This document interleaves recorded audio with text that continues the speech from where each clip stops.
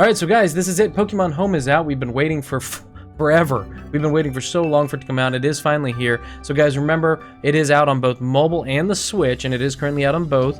The Switch version is going to be mostly for moving around Pokemon and organizing your Pokemon from your Switch titles. So that's going to be Pokemon Sword and Shield, Pokemon Let's Go, and you're going to be able to do your organization, whereas the mobile version is going to be able to do pretty much everything. So just heads up on that. Don't be shocked if you can't find your features on the Switch version. So when you first start, you're going to come in here, you're going to see Professor Grandoke come out. He's got his very bougie sunglasses on and his really long hair, which I got to be honest, I wasn't expecting. And there he is. So he's going to talk to you a little bit about Pokemon Home, and you've got your National Dex back. So that's cool. You can register all your Pokemon ever in here, and you're going to see really cool sprites of them. But let's go ahead and get into it a little bit and see what we can do. Okay, so we're at our basic menu screen here. You got Pokemon Pokedex and a bunch of things at the bottom. So we're going to go ahead and go down, and we're going to go ahead and look at the notes section here. Okay, so notebook, pulling that open. All right, so we've got history and records tab. History is going to be a history of what you've been doing on there, Pokemon you're transferring, and so on.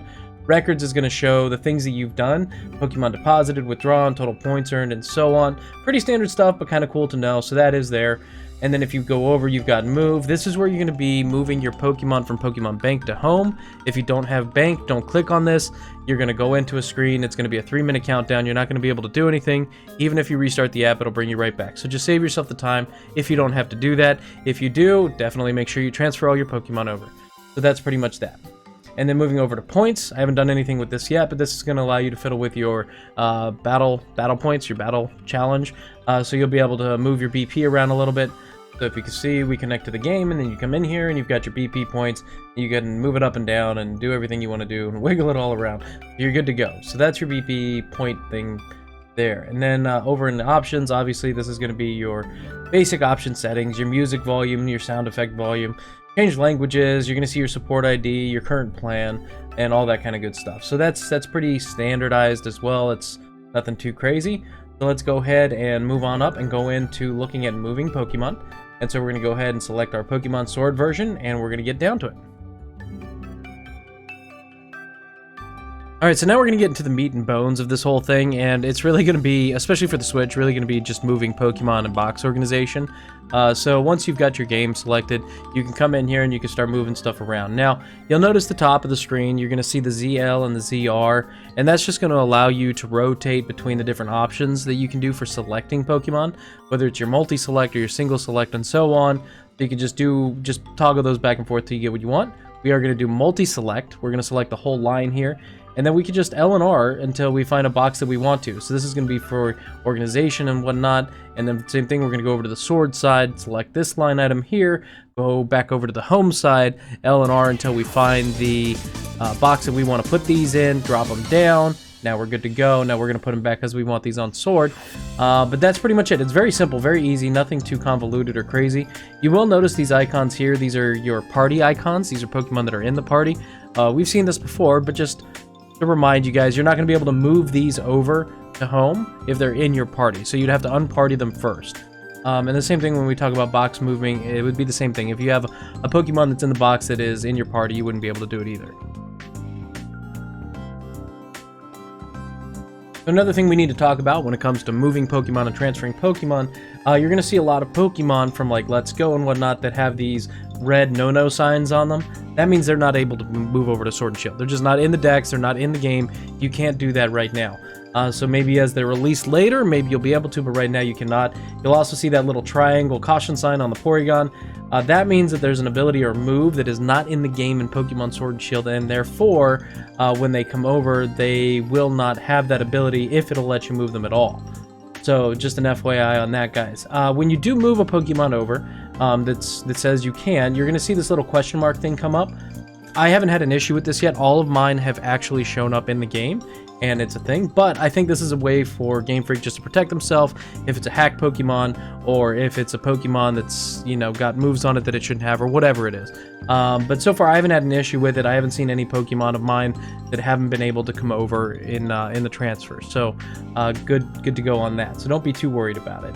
But that's pretty much it for moving Pokemon around. Just remember the caution sign and the no-no sign as a couple things, but you're able to really kind of customize however you want to do this. Okay, so now we're going to look at moving boxes, which is super simple. You just go down and you select the box icon there at the bottom of the box, and do it on both sides, and you can come in and make sure you're hitting your Y button on your Joy-Con, and you'll select the box, drag it over. Just keep in mind, same things that apply earlier. If they're in the party or they've got the caution sign or the no-no sign, then you're not going to be able to move those boxes over. But this is a super simple way to just kind of clean out your decks, organize your decks, whatever you want to do for either side, whether it's in your Pokemon Sword game or it's just organizing your national decks, your living decks in your Pokemon Home. So if you go to your Pokedex, you're going to be able to look at some really cool stuff. You're going to see everything broken down between all Pokemon to the individual regions, and then all the way at the very bottom you have your unknown origins, which right now I have Meltan and Melmetal in there, of course, so that's pretty cool with those guys. But then everything, the cool thing is if you go down and you look at everything, you literally see everything you don't even have. So you can really fill in the blanks if you don't have something. I'm not somebody that keeps a lot of non-shiny living decks, so I've got a lot of Pokemon I need to kind of put in here. So this will definitely help me just kind of fill in the blanks without me having to try to figure out what number is what and what am I missing. So that's nice. That's a cool little feature there. Pretty cool. Another cool thing that's in here is in your Pokédex, if you hit R, you will actually toggle to your tasks, which is pretty cool. You're going to see here just different Pokemon I guess you haven't caught in certain areas and whatnot. Just certain things they want you to do for tasks, which is really cool. So that is something you can do. Just another added feature that I think is pretty nice to have, you know, on the app.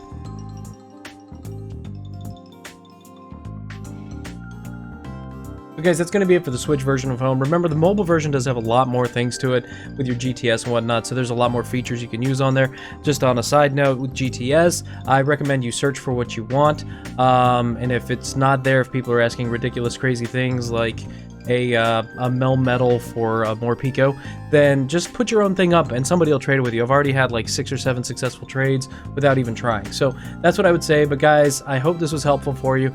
If this was something that you really liked and enjoyed, please feel free to drop a like and subscribe. And I hope you guys enjoy Pokemon Home, as I know I'm going to. So start getting your national dex, guys, done, and I'll see you guys later. Till next time, guys.